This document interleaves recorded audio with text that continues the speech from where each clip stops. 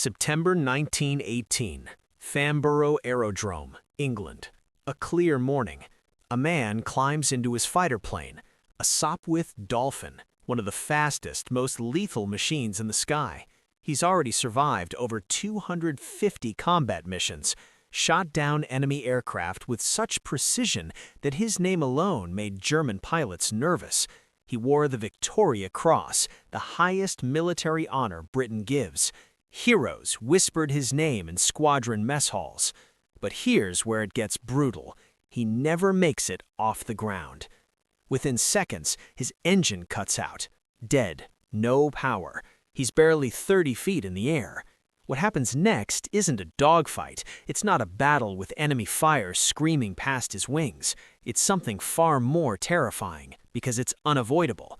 A man who outsmarted the Luftwaffe, who survived every aerial trap and every burst of enemy fire, falls victim to a machine he thought he controlled.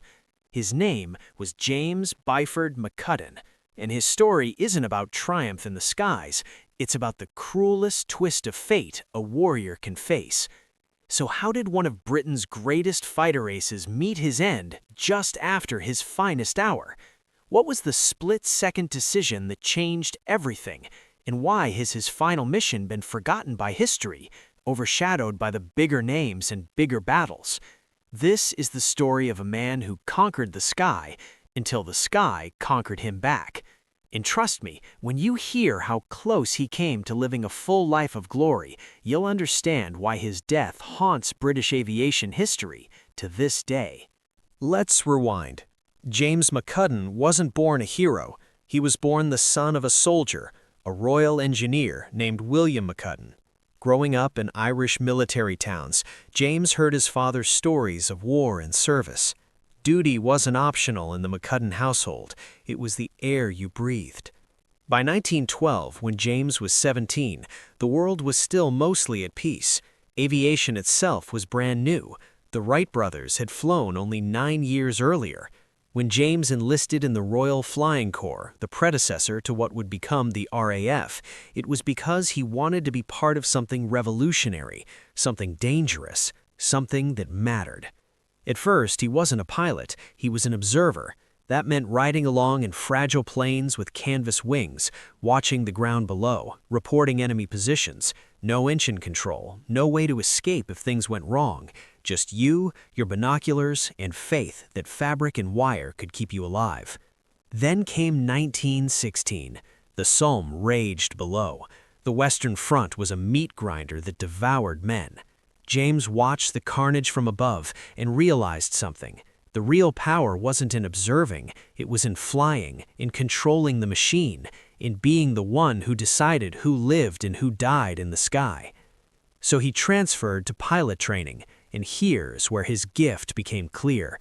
While other pilots struggled with the controls, fighting the sensitivity of early rotary engines that could kill you with a single bad input, McCudden understood the machine. He felt it. He flew like he was thinking, not like he was steering.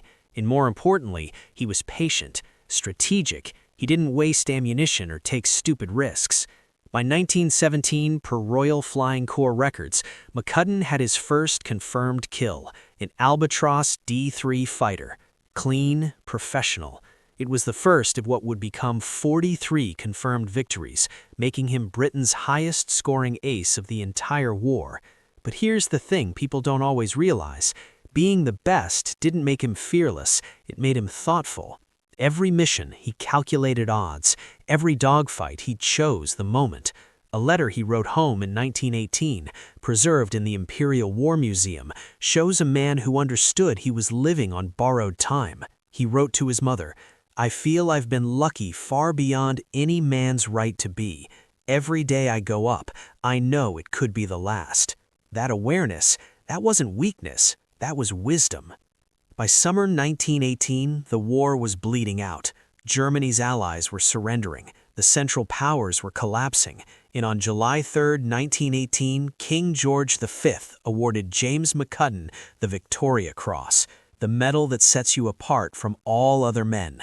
The medal that says, "You did something so extraordinary that your entire nation recognizes you as a hero above heroes." McCudden was 23 years old. He'd earned it for a series of patrols where he'd shot down 5 German aircraft in just 14 days, not through luck, through skill, through the kind of precision flying that made him the most feared Allied pilot in his sector. German pilots started requesting transfers when they knew McCudden's squadron was operating nearby. Think about that. Your enemy fears you so much they want different orders.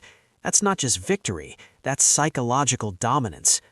On September 8, 1918, McCudden had just finished leave. He was returning to active duty. The war was ending. It was obvious to everyone. He'd survived when so many hadn't.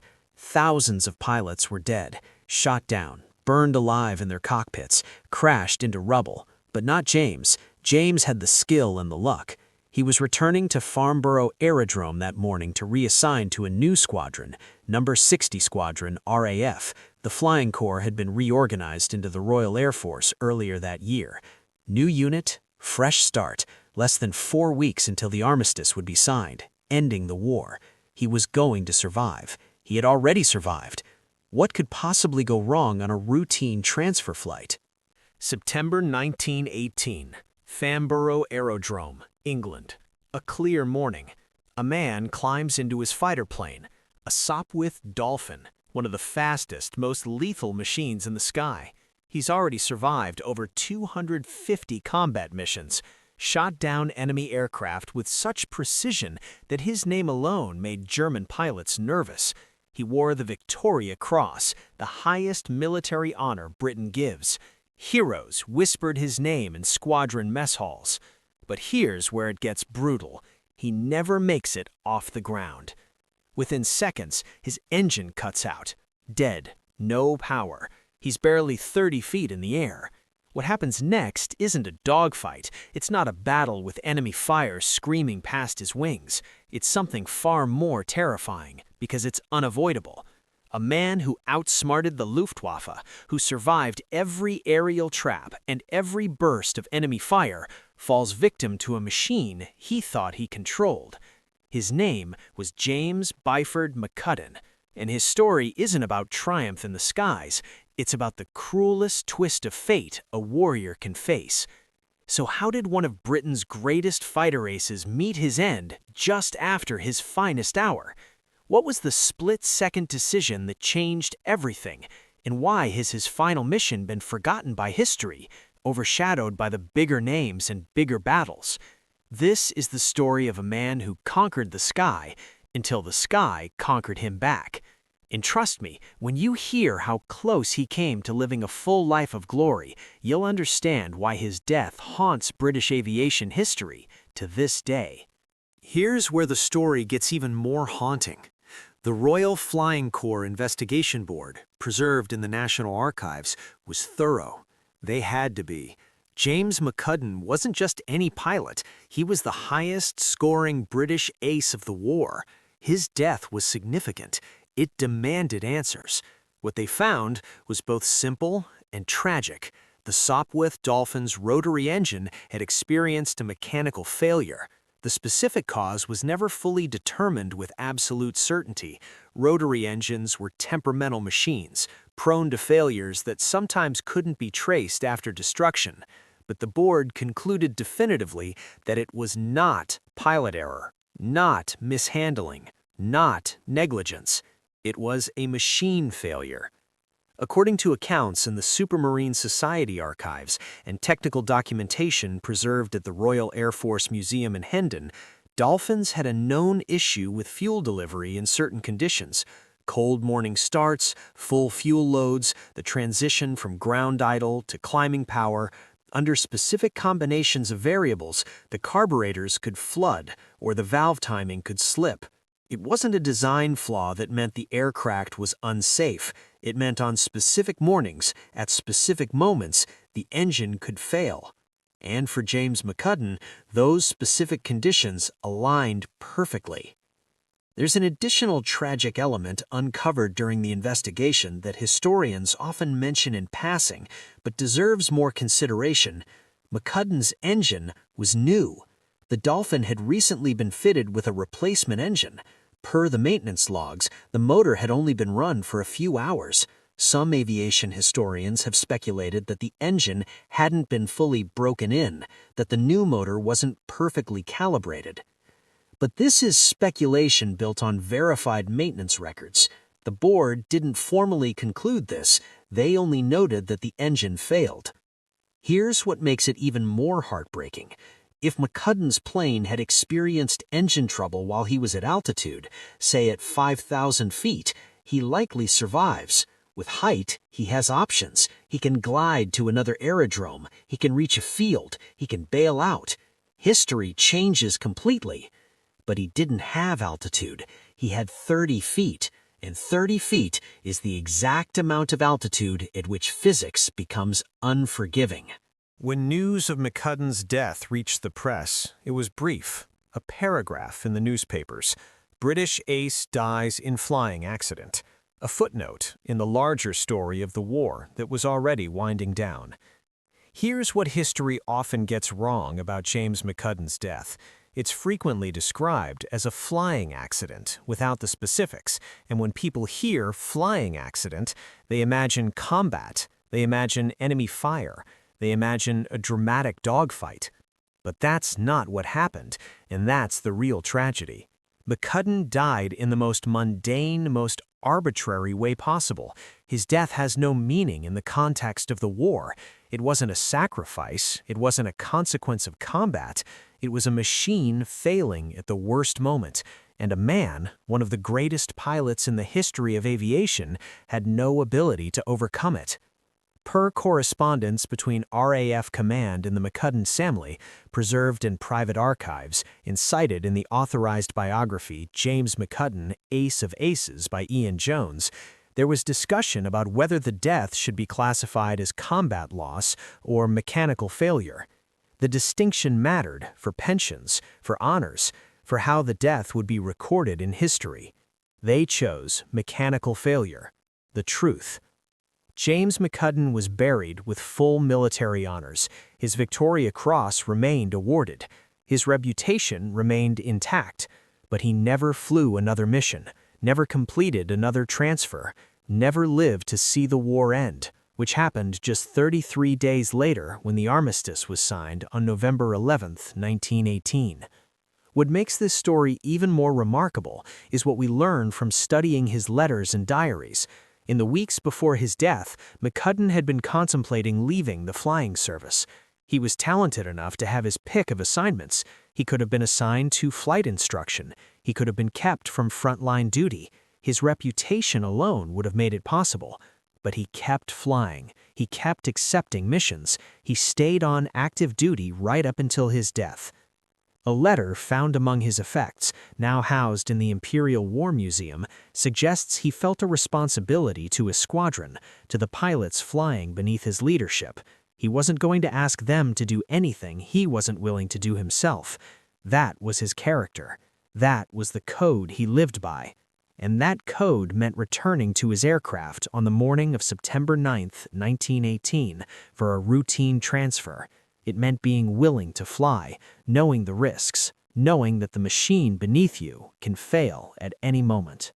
Here's what most people don't know. After the war, there was a quiet reckoning about McCudden's death. The Royal Flying Corps, and later the RAF, took the incident seriously because it raised questions that pilots cared deeply about.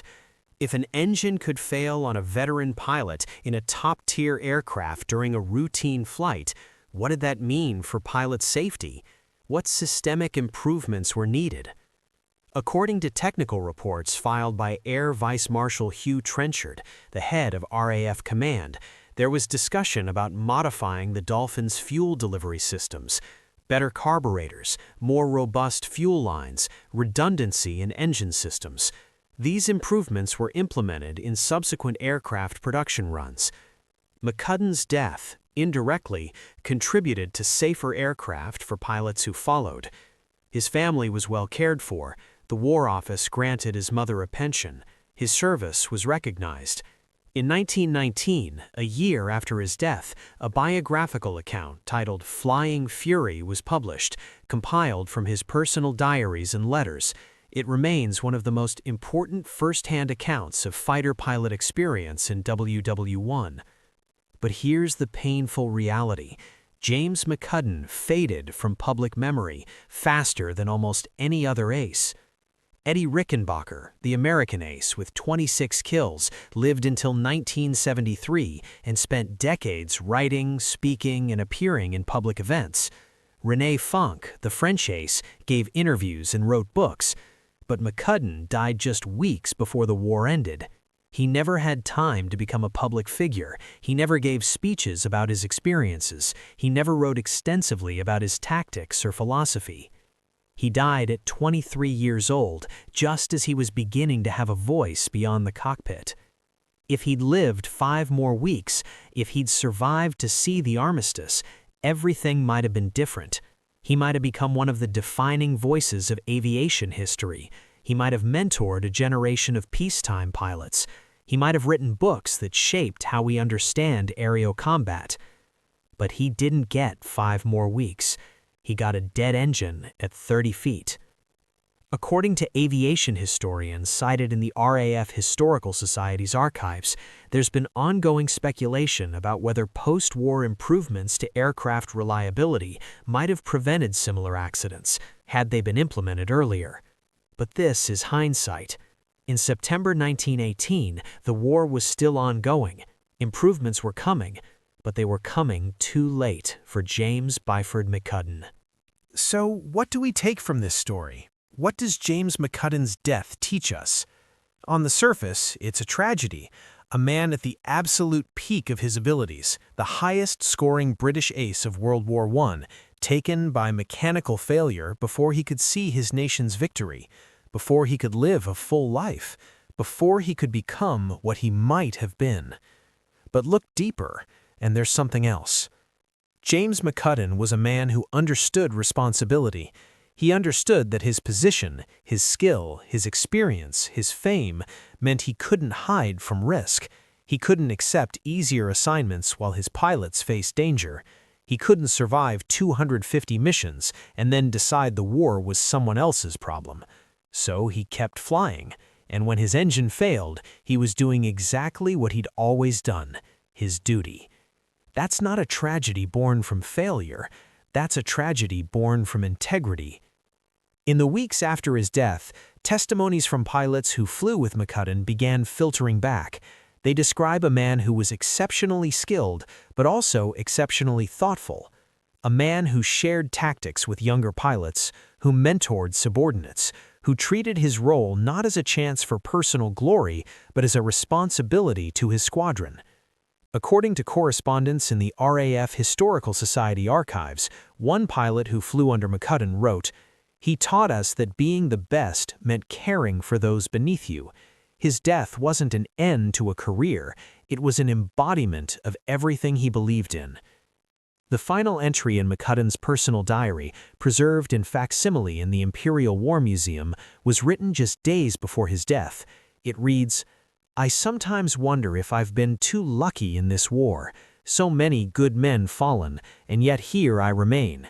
Perhaps my purpose isn't to survive it, but to ensure that those who come after me are better prepared than I was. If that's my legacy, then I am content." He didn't know it would be his final entry, but in a way, it was the perfect closing. A man not worried about his own survival, but focused on what he could leave behind. James Byford McCudden, V.C., died on September 9, 1918. He was buried with full military honors. The Victoria Cross he'd earned remained his, recognized by the highest order of British military recognition. But ask most people today about McCudden, and they won't know his name. Ask them about fighter races, and they'll mention Rickenbacker or Fonck or German aces like Richthofen. They won't mention the British pilot who shot down 43 enemy aircraft, the man whose very presence struck fear into enemy pilots, the man who was at the absolute peak of his abilities when an engine failure took him from the world.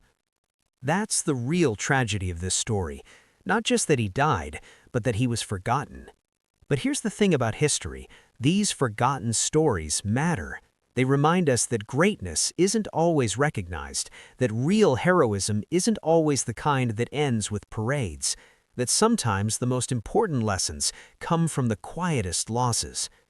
McCudden's death, a mechanical failure during a routine flight, influenced how we build and maintain aircraft. It influenced how we think about pilot safety.